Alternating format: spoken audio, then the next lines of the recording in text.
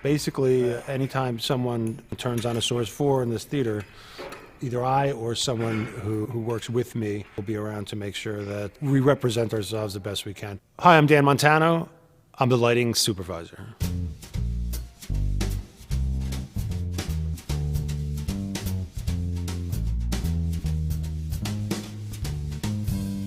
The role of the lighting supervisor, at least in this theater, is basically to facilitate the lighting designs for any one of our main stage shows, any one of the shows that we do in our black box theater, any rentals that may also come along, any educational shows. But I think the most important part, though, is to really be the facilitator of the design, and to work with the designer and make sure that that they have everything they need as far as the nuts and bolts of what we can give them in this theater to make their design a success and to work within the framework of the play. I'm actually a recovering actor, and I spent a lot of time around the theater. Allow me to demonstrate.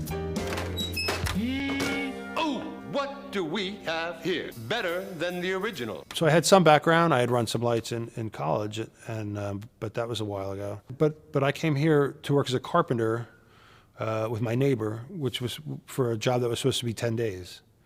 And they asked me to stay and run the rail for a show, and I stayed for a build. And I saw an opportunity here, so I tried to learn as much as I could. I came in when the theater was dark, and I learned as much as I could about the equipment. We're fortunate enough here to work with designers over and over again, a lot of times, and sometimes there are new designers. I'll generally be at one of the first production meetings. That really, for me, is more of a meet and greet. Those meetings tend to be more about the design of the show, and that's not something that I have a lot of input towards. I'm more of a nuts and bolts guy, so I don't start to get involved with the lighting, especially until a little bit further down the line. At some point, there'll be a plot due, and I'll work with them if they haven't been here before. They'll come and do a walkthrough, and we'll talk about hanging positions and places they can put lights, and I'll get them an inventory, and they'll get back to me with a plot, and that's when I basically take over. Lighting designers come with a lot of crazy, I don't want to say that they're crazy ideas, they're creative ideas, and sometimes they work phenomenally well. We were lucky enough last year when we did Your Good Man, Charlie Brown, and there's a big production number where Snoopy's doghouse rolls forward and the stairs come out, and the director said, wow, wouldn't it be great if when he stepped on those stairs they would light up?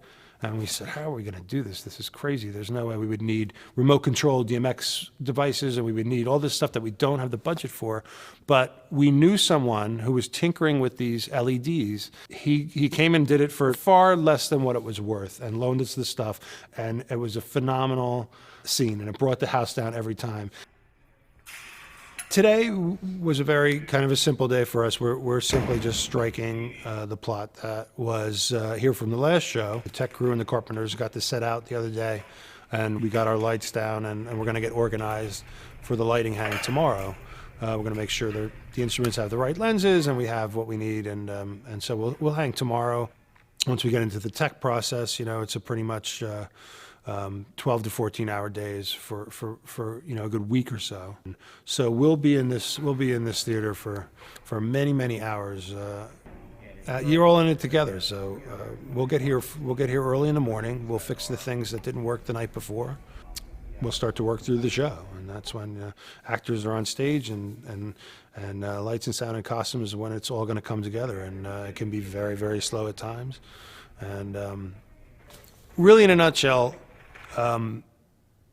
what happens during tech is the lighting designer will program the board through the lighting board operator. My assistant, Melissa, programs the light board and runs the light board, and designers will spend a few minutes telling her what instruments need to be at what intensity and where, and she'll program that, making sure that he has the look that he wants.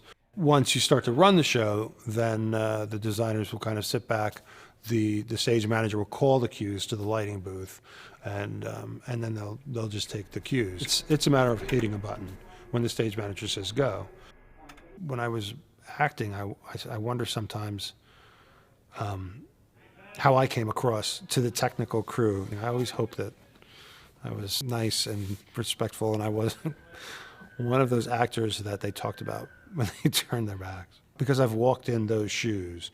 And that first day when I know they're coming into the set, and one of the things I really like to do is look around and see, what is it, I know I would kill myself on trying to rush to make that entrance or trip over. Or I think that anybody in any work situation, if you have knowledge of what that other person goes through, it's gonna make the day go easier in the long run. I think what I love most about this job is that I'm constantly challenged. It can also be one of the things that's most tiring about this job as well, but it's always different. It's problem solving, it's puzzles, and it's going to keep you on your toes. It keeps you thinking.